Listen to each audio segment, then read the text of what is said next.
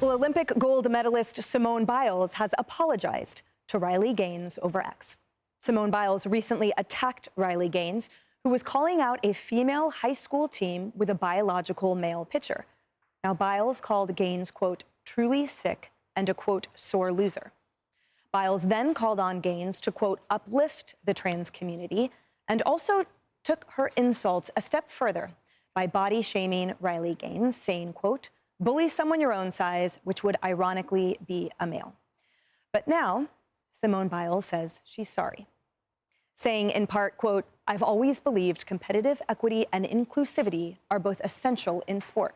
The current system doesn't adequately balance these important principles, which often leads to frustration and heated exchanges. And it didn't help for me to get personal with Riley, which I apologize for. I was not advocating for policies that compromise fairness in women's sports. I believe sports organizations have a responsibility to come up with rules supporting inclusion while maintaining fair competition.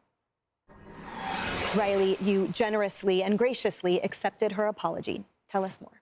Yeah, well, look, the things that she said about me personally, they didn't hurt my feelings, to be honest with you. Number one, I'm very secure with myself. Number two, I know I'm on the right side of history. So she can say whatever she wants about me personally. Where I took issue with the original tweets that she put out, those two tweets, was what the message she was sending to the next generation, to younger girls, girls who have dreams to succeed and to compete and to achieve, just like I'm sure Simone Biles had at one point in her life, which she got to fulfill. That's the problem I had with that. But nonetheless, I accept her apology. I see this, truthfully, as a really big win. You have this really famous public figure who is now issuing a groveling public apology and backtracks after, again, tweeting pro-trans propaganda, if you will. This scenario would have been unthinkable a year, certainly 2 years ago.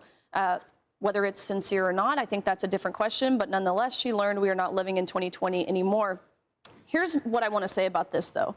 Now, I saw the response this weekend after she initially tweeted those things, and now I'm seeing the response that she's getting after her apology. And of course, what she has done here is alienated everyone, which is what happens when you sit on the fence. Of course, in her apology, she's saying, look, no, I'm not advocating for men and women's sports. I want to just read some of these posts that I saw over on Blue Sky, which is, of course, like the alternative that liberals created for X when Elon Musk bought it. Here we have someone saying, the thing is, I was content to let her original call for segregation of trans athletes slide. I was annoyed but bit my tongue, but now this is showing intentionality. She's had time to think about what she said, and she has settled on better apologize to the fascists. Here someone says Simone Biles is an anti-trans expletive piece of expletive. What's shameful is Biles is apologizing to the fascist monster, that fascist monster, of course, being me. After correctly and righteously attacking the fascist monster, there should be no apologies for fighting bigotry other than the bigot begging for mercy and us not listening. No pity for hateful bigots, no mercy for traitors. Yeah, I hate that she has had to learn this way. That is the type of hatred that I've endured for 3 years. I hate that Simone Biles now has to be a recipient of it. But again, that's to be expected when she took the stance that she did and in the manner with such venom that she did.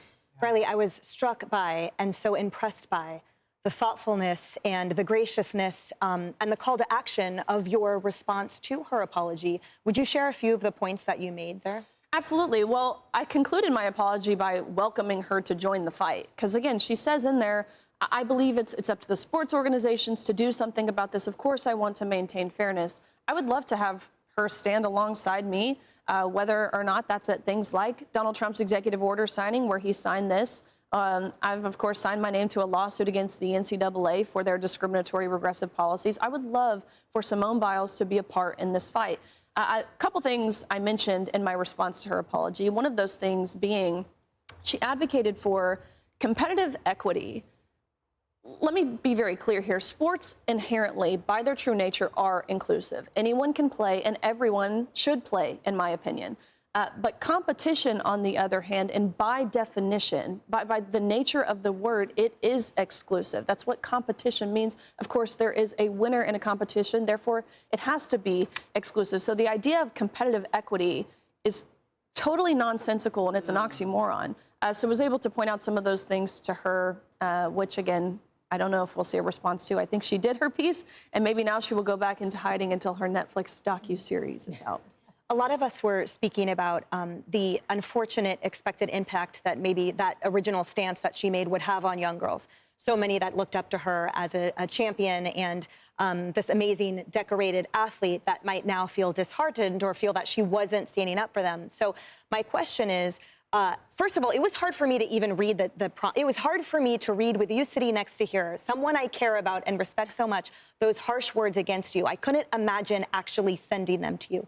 But what do you think the message is now that she has shaped for these young women that used to look up to her? I think the thing a lot of people took issue with is, of course, the body shaming portion of this, where she's referring to me as someone with a male stature. First of all, I'm 5'5". I wouldn't say that's overly tall for a woman. Maybe compared to someone who's 4'8", that might seem like a giant. But to most women, that's relatively standard. I'm about 130, 135 pounds. Not overly big. Yes, I'm muscular. I think that's part of being an athlete. And if anyone would understand that, you would imagine it would be Simone Biles. This is a woman who has been a part of many different body positivity campaigns. She's been under severe scrutiny in the past because of her muscular stature. So I think that's the thing that most people took issue with. And I've had, even since, of course, several, whether it's hundreds really, of parents of young girls or young athletes themselves who say, look, I've got a muscular body. People like my younger sister. My younger sister she's 16 years old. She's jacked, okay? Like, she has like a full, like, raging 12-pack. She's a gymnast. She's the best of the best, and she will go on to do incredible things in her collegiate career and beyond. We work out together on Saturday mornings, actually, before she goes to gymnastics practice, which speaks to her dedication. And she showed up, this happened on Friday night, she showed up Saturday morning, like, almost in tears, like, Riley, like, I admire you so much. You're my sister, but I also, as a gymnast, I've admired Simone for so long because I thought you guys were on the same team. I'm realizing that's not the case, and if I have to choose one role model, it's not going to be Simone. Yeah. Wow. And that's the measure of a damage right there. Yeah. I'm going to be telling my daughter to look up to you. She used to look up to Simone Biles. She looks up to Riley Gaines. And your future daughter that is to come. My future daughter. Yeah. Yes, absolutely. Right. Well, I'm sorry, go ahead. Sorry. No, I was just going to say, the thing that kind of hit me most about Simone Biles was what was happening with her right after her last Olympics. She had to go testify about sexual assault by a doctor. And all the stories that we learned about men who were around women in women's sports. And it breaks my heart that she missed the opportunity and the understanding to know that a man in sports would not be fair, just as what happened to her with a man around sports turned out to be pretty destructive. I got a lot of pushback for bringing up Larry Nassar, but let me provide a little context to that. I've sat in that same seat that Simone Biles sat in testifying before Congress, and if you compare the words that she said, I went back and listened to it, to the words that I said, totally different issues, similar premise.